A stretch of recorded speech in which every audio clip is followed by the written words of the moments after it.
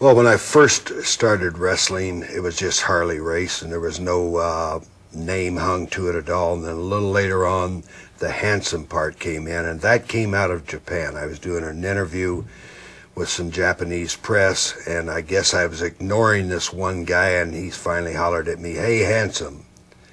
And that sounded fairly decent, so I went along with that and was Handsome Harley Race for a number of years. And when I went to the WWF, they had the first King of the Ring, and I won it, wrestling 6 times that night.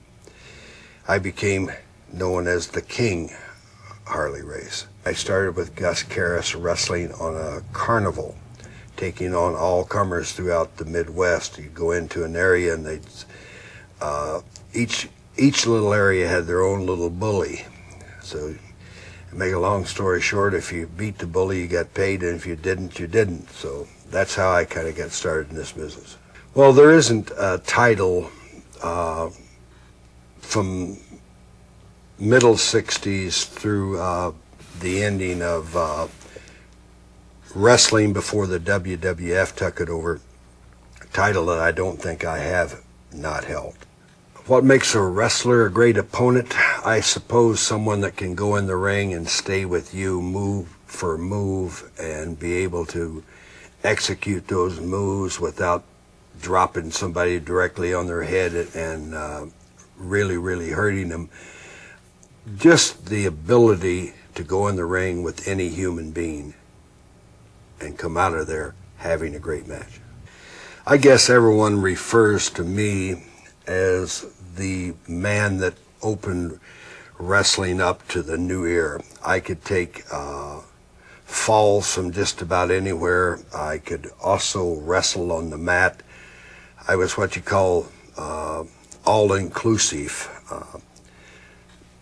At one point in time, I don't think there was anything that I couldn't do in the ring.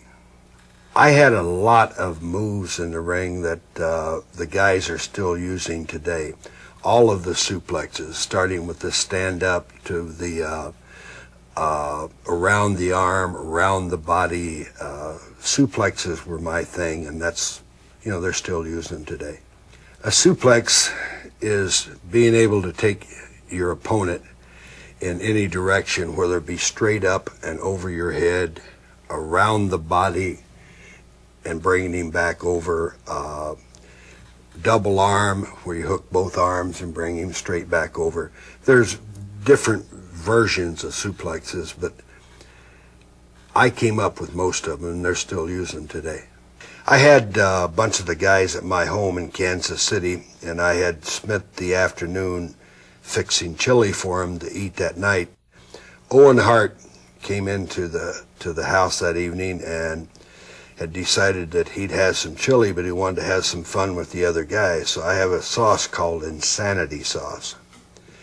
And he had taken his out, and then he took the Insanity and he shook a whole lot of it into the label that the rest of the guys were going to be scooping theirs, thinking he was going to get Mankind or Cactus Jack or Mick Foley, however you want to call him, not knowing that Cactus was going to take the label and stir the chili before he dipped it.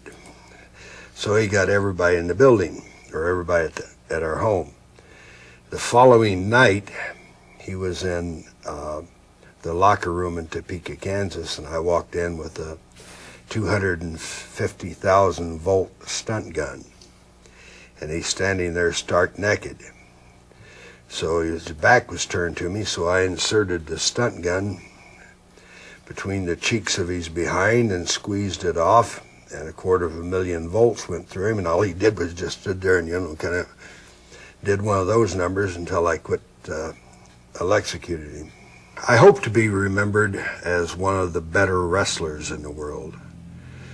I could have a match in that ring with just about anybody, and to be able to be remembered by your peers as one of the best is the main thing. It makes absolutely no difference to me who I walk out to that ring tonight to beat, because beat you I will. I am the legend of wrestling. You talk about great? This is great. You talk about the best? This is the best. You talk about the absolute epitome of wrestling. You're looking at him. Long near the end of my career was when the King came in, and I thought, that's kind of symbolic of what I've done my whole life, being NWA heavyweight champion on 8 different occasions. The King thing kind of fit, so I went along with it and became the first King of the Ring. Well, the most memorable one would be in Kansas City in 1973 when I become world's heavyweight champion the first time, beating one of the Funks, Dory Funk Jr. That would, beyond question, would be the match. Well, I've had a lot of injuries, starting from, that's all steel. I got 4 metal screws in my right knee. A few years ago, I had an artificial hip put in, and just recently, a couple of years ago, I had 5 vertebrae fused in my back. So it's, it takes its toll over the years. I learned to deal with pain at a real early age. I had something wrong with the small of my back going back probably close to 30 years. One leg would pull up almost 2 inches shorter than the other one. And most all the wrestlers of that era knew some chiropractic adjustments. And I myself had studied chiropractic for quite a while. So I'd come into a lot of arenas and say, hey guys, I need you to do something. And I'd lay down, put myself in position, and have them rotate my low back, because I'd have one leg that was like a couple inches shorter than the other one. It'd go back in place, and I'd go out and wrestle, and next day I'd have to do the same thing again. Well, life on the road was always fun. To this day, I still miss it. The one story that I can tell that kind of encompasses the whole thing was in Minneapolis, Minnesota, back in the 60s, when John Valentine was alive and was still right at the top of his game. Jay York, the Alaskan, was around there then, and he was at the top of his. They had just finished wrestling one another, and Valentine was a guy that would love to rib everybody.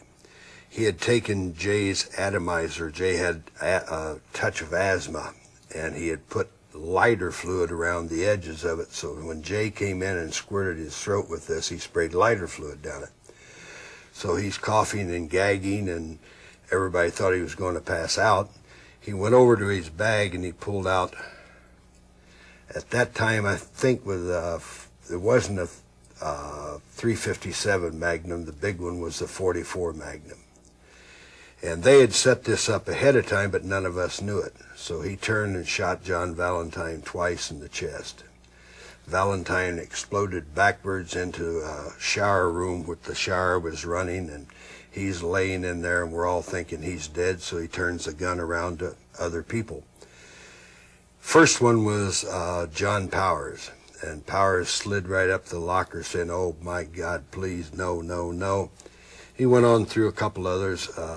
Big K, at that point, was Killer Kowalski, not the one that you're familiar with. Then around to Henning and myself. Well, back during this era, I had been stabbed in Minneapolis, and my life I'd been threatened a lot of times, so I always had a gun on me. So I had reached down in my bag, and I had my gun in my hand.